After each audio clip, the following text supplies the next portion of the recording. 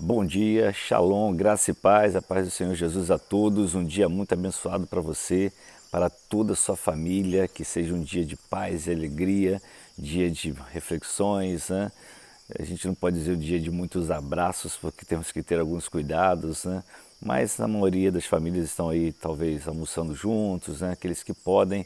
Infelizmente, existem aqueles que hoje estão sofrendo, chorando, né? Perda dos seus entes queridos e infelizmente nós estamos sujeitos a essas coisas nesse mundo e eu espero com sinceridade que o Espírito Santo de Deus esteja confortando o seu coração, coração de toda a sua casa em nome de Jesus, tá bom?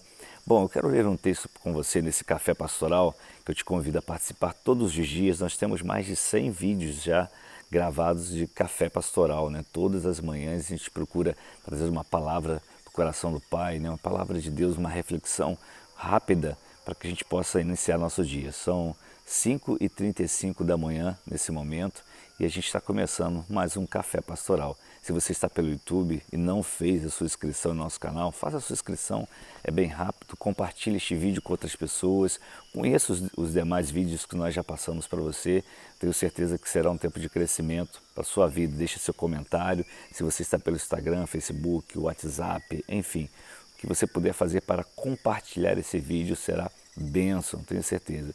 E não queria que você parasse de ouvir agora, ouça o vídeo até o final, porque eu tenho certeza que é uma porção da palavra de Deus para a sua vida e quem sabe pode ser usada, né, para abençoar você. Eu não estou aqui editando vídeos, né? A gente não edita vídeos para poder consertar uma coisa ou outra, mas a gente passa para você, agora grava, né, e transmite logo para você o que nós estamos passando. Por isso, talvez você vai encontrar alguns errinhos, algumas coisas que acontecem, mas a gente vai seguindo em frente e Deus vai nos dando graça, né? Até que, quem sabe, um dia a gente consiga melhorar ainda mais. Mas o mais importante para nós é a palavra de Deus ministrada, né, pregada, e a gente poder aprender um pouco mais dessa palavra. Eu quero ler para você um texto muito conhecido da palavra de Deus, que está em 2 Coríntios capítulo 5, versículo 17, que diz assim: Portanto, se alguém está em Cristo, é nova criação. As coisas antigas já passaram, eis que surgiram coisas novas. Esse é um dos textos mais conhecidos na Bíblia, usada por muitos pregadores. Eu mesmo já preguei muitas vezes na igreja, em outros lugares, a respeito desse texto. Ele fala de um novo tempo em nossa vida, quando Jesus vem reinar.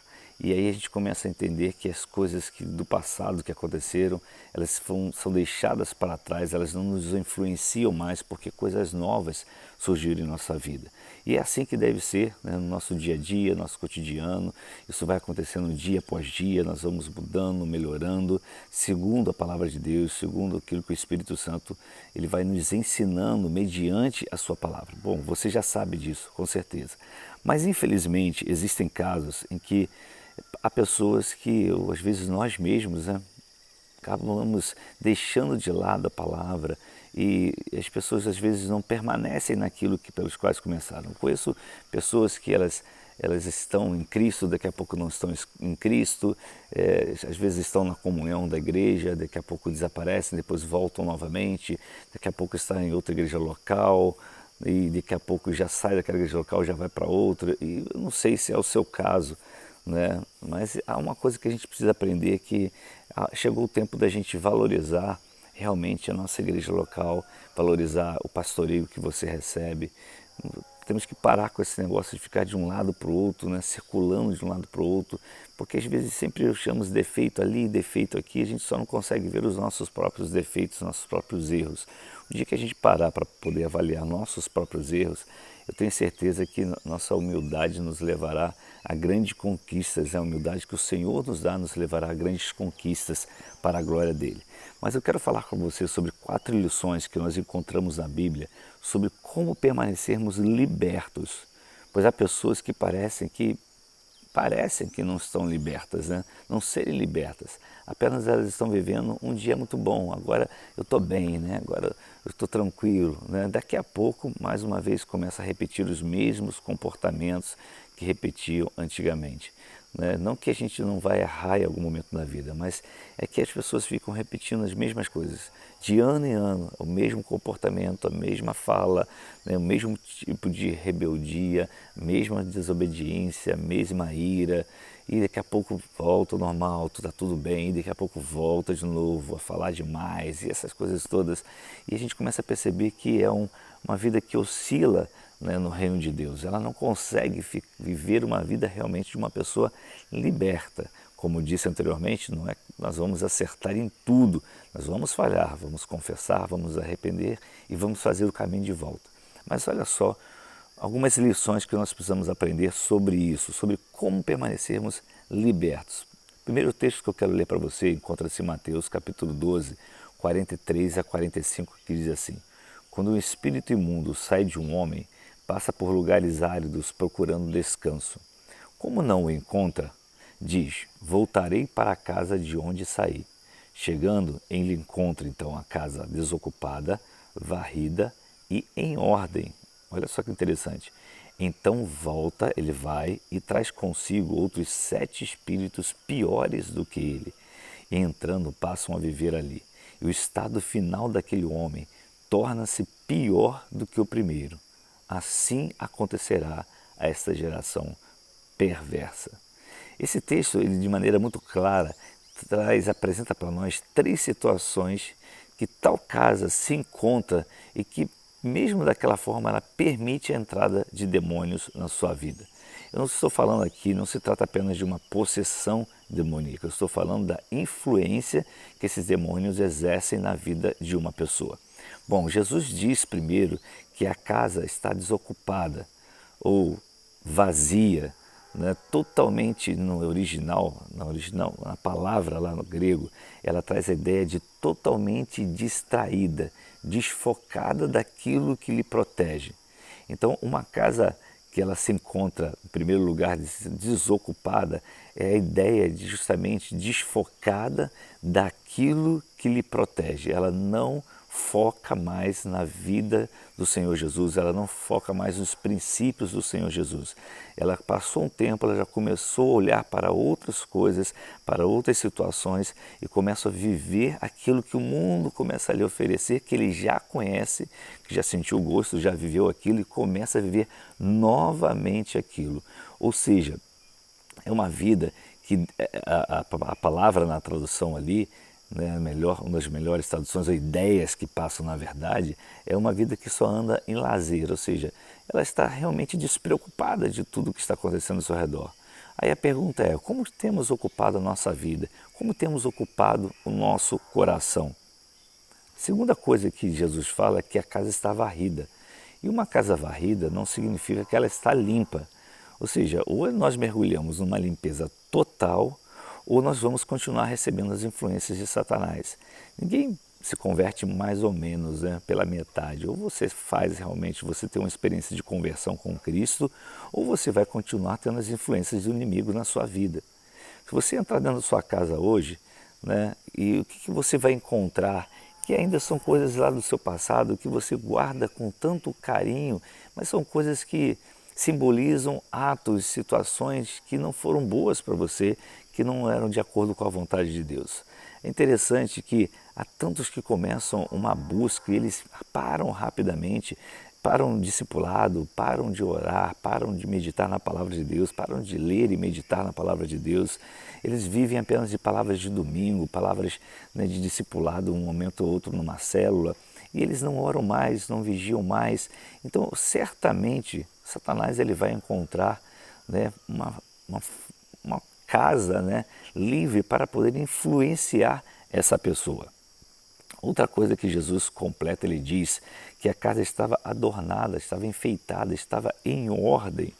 Então isso traz a ideia de algo que é usado para maquiar uma realidade. Ou seja, parece que usa uma maquiagem para disfarçar, né, uma verdadeira situação. A verdade é que não é nada daquilo pelo qual aquela casa está apresentando. É igual como você varrer a casa, pegar a sujeira, levantar o tapete, jogar para debaixo do tapete e tapar. E quem chega dá aquela ideia, poxa, que casa limpa. mas se começar a mexer, se começar a tirar o tapete do lugar, se puxar o sofá, você vai encontrar coisas ali que você nem imagina. Ou seja, Jesus ele deixa de forma muito clara nesse texto, nos alertando quanto às consequências. Ou seja, ele vai dizer que o estado final daquele homem será pior do que o primeiro. Qual é o desejo de Jesus? Que nós vivamos uma vida de qualidade. O que é uma vida de qualidade? Uma vida de qualidade não significa que tudo vai ser do jeito que você quer na sua vida, que você vai ter finanças, né, o tempo todo, saúde o tempo todo, não. A vida de qualidade, a palavra lá, e a gente precisa aprender essas palavras na profundidade, é uma vida de intimidade com o Senhor. Porque às vezes você está passando por uma enfermidade agora e vai dizer, eu não estou vivendo uma vida de qualidade. Aí você começa a pensar que Jesus não vive na sua vida, não governa a sua vida. Não é nada disso, meu querido. É uma vida de intimidade com o Senhor. Quantos homens e mulheres na Bíblia que eles tiveram doenças, enfermidades, passaram por lutas, e eles então, essa palavra não serviria para eles. O apóstolo Paulo, Pedro, João, significa que Jesus não estava com eles? Certamente estava, porque vida de qualidade é a vida que faz a vontade do Senhor, o que procura fazer a vontade do Senhor, que anda em intimidade com o Senhor. É preciso, então, tratar de tudo aquilo que nos atrapalha, tudo aquilo que faz com que a gente viva uma vida apenas superficial. Porque se nós continuarmos assim, certamente Satanás ele encontrará um campo, né, uma casa que parece estar tudo bem, mas na verdade não é nada disso. Uma casa maquiada, está pintada, está arrumada, está em ordem, mas se você puxar o tapete, se você puxar o sofá, se você começar a mexer, ali estão escondidos muitas sujeiras. E essas sujeiras é que são certamente o que o diabo vai se aproveitar, que nós chamamos de legalidade, para dominar aquela casa. Você precisa entregar o governo do Senhor Jesus à sua casa. E a sua casa simboliza o quê? A sua vida. Então ele diz, essa casa pode estar desocupada, vazia, ou seja, desfocada daquilo pelo qual pode lhe proteger, a qual lhe protege. Depois ele fala de uma casa varrida. Uma casa varrida não significa que ele seja totalmente limpa. E também ele fala de uma casa que parece que está em ordem, adornada, enfeitada. Mas na verdade é tudo uma maquiagem, não é nada daquilo. Aí está um campo que o inimigo encontra para que pessoas não sejam plenamente libertas. Querido, não é só frequentar uma igreja, não é só estar lá no culto. É muito mais amplo do que isso. A nossa vida cristã não se resume a isso. Entenda isso. Entenda isso de maneira plena. E eu sei que você sabe disso. Então faça uma oração ao Senhor, peça perdão a Ele e volte à sua palavra para que você possa, a partir de hoje, ser realmente liberto. Liberto em Cristo Jesus. Livre das influências de Satanás. Como disse no início, não significa que nós não vamos errar em algum momento, mas certamente nós vamos vencer muitas coisas. Amanhã a gente continua falando sobre esse tema. Espero em Cristo Jesus que você seja muito abençoado no dia de hoje, assim como toda a sua família. O texto que lemos, 2 Coríntios capítulo 5, versículo 17, né? Aquele que está em Cristo é uma nova criação. As coisas velhas já passaram, eis que coisas novas surgiram. Que assim seja na sua vida, na minha vida, em nome de Jesus. Até amanhã para mais um Café Pastoral, se Deus permitir.